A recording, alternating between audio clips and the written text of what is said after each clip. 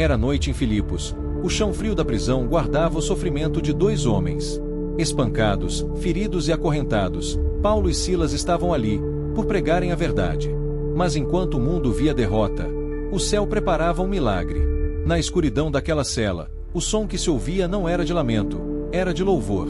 E quando a fé se levantou, a terra tremeu. As portas se abriram. As correntes se romperam. E a glória de Deus desceu naquele lugar. Prepare-se, porque essa história vai te provar que nem mesmo uma prisão pode calar um coração cheio de fé. Em meio às ruas movimentadas de Filipos, Paulo e Silas caminhavam com o coração cheio de fé. A missão deles era simples e grandiosa: anunciar a salvação por meio de Jesus Cristo. As pessoas os ouviam com atenção, e muitos se convertiam ao Evangelho. Paulo, outrora perseguidor dos cristãos, agora era um exemplo vivo de transformação e coragem. Silas, seu fiel companheiro, compartilhava o mesmo fervor e confiança no poder de Deus. Juntos, eles visitavam casas, oravam pelos enfermos e falavam do amor divino com uma convicção que tocava corações. A paz de cumprir o chamado era o que os movia, mesmo em terras estrangeiras. Nada parecia capaz de deter a força da mensagem que carregavam. Mas a tranquilidade de sua missão foi abalada quando uma jovem possessa por um espírito de adivinhação começou a segui-los, gritando pelas ruas. Durante dias, ela clamava, perturbando a todos. Paulo, movido pelo Espírito Santo, ordenou que o espírito maligno saísse dela, e ele saiu imediatamente. Contudo, a libertação da jovem causou grande ira em seus senhores, que lucravam com as adivinhações dela. Enfurecidos, arrastaram Paulo e Silas diante das autoridades, acusando-os de perturbar a cidade e ensinar costumes contrários à lei romana. O julgamento foi rápido, injusto e cruel. Sem defesa, eles foram espancados e lançados na prisão, com os pés presos em troncos de madeira. Na escuridão fria da cela, a dor dos ferimentos ardia. O cheiro de mofo e sangue tornava o ambiente quase insuportável. O carcereiro, indiferente à dor deles, trancou as portas com rigidez. Os gritos dos outros prisioneiros ecoavam pelos corredores úmidos.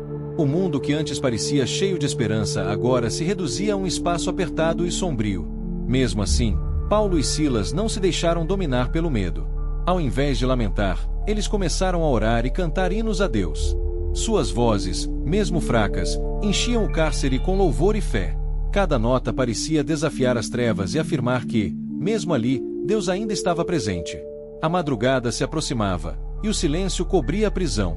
O carcereiro, exausto, adormeceu encostado à parede. Paulo e Silas, exauridos, continuavam firmes, mesmo sem saber o que o amanhecer traria. Seriam condenados à morte. Seriam esquecidos naquela cela. A incerteza rondava seus corações, mas a fé era maior. Em meio à dor e ao medo, decidiram entregar completamente suas vidas a Deus. Era o momento de confiar sem reservas. Ali, entre correntes e feridas, Paulo compreendeu que liberdade verdadeira não dependia de paredes ou grades, mas da presença constante do Espírito Santo. Então, de repente, um estrondo abalou toda a prisão. Um terremoto poderoso sacudiu o chão, derrubando muros e rompendo as correntes de todos os prisioneiros. As portas se abriram com força, e a escuridão foi rasgada pelo som da libertação. O carcereiro acordou assustado e, ao ver as portas abertas, pensou que os presos haviam fugido.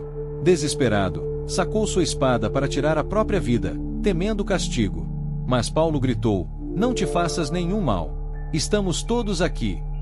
Aquele momento foi o clímax da fé. Deus havia libertado seus servos sem que eles precisassem correr. O milagre não estava apenas na quebra das correntes, mas no poder de transformar corações. Tremendo, o carcereiro correu até Paulo e Silas, caiu aos seus pés e perguntou: "Senhores, o que devo fazer para ser salvo?" Eles responderam: "Crê no Senhor Jesus Cristo, e serás salvo, tu e tua casa." Com lágrimas nos olhos, o homem os levou para sua casa, lavou suas feridas e ouviu, junto com sua família, as palavras de salvação. Naquela mesma noite, todos foram batizados. A prisão, símbolo de sofrimento e injustiça, tornou-se o cenário de um dos maiores milagres da fé cristã. Ao amanhecer, as autoridades enviaram mensageiros para libertar Paulo e Silas, sem saber que Deus já havia feito isso. Mas Paulo, consciente de seus direitos, exigiu que os magistrados viessem pessoalmente pedir desculpas, pois haviam açoitado cidadãos romanos sem julgamento justo. Os líderes, temendo represálias, foram até a prisão e os libertaram com respeito. Aquele episódio marcaria para sempre a cidade de Filipos. O Evangelho havia sido pregado, não apenas com palavras, mas com atos de fé e coragem. Após deixarem a prisão, Paulo e Silas voltaram à casa de Lídia, onde se reuniram com os irmãos em Cristo. O ambiente era de alegria e gratidão. Todos ouviram atentamente o relato do milagre e glorificaram a Deus por sua fidelidade. Eles compreenderam que nenhuma cadeia é forte o bastante para prender o poder divino. O testemunho daqueles homens reacendeu a fé de muitos e fortaleceu a igreja nascente. O sofrimento havia se transformado em semente de esperança. Paulo e Silas seguiram viagem, levando consigo não apenas cicatrizes, mas também a certeza de que Deus age de maneiras surpreendentes. A cada passo, lembravam-se das paredes que tremeram e do carcereiro que se converteu. Aquela experiência os ensinou que a obediência, mesmo em meio à dor, é o caminho para ver milagres acontecerem.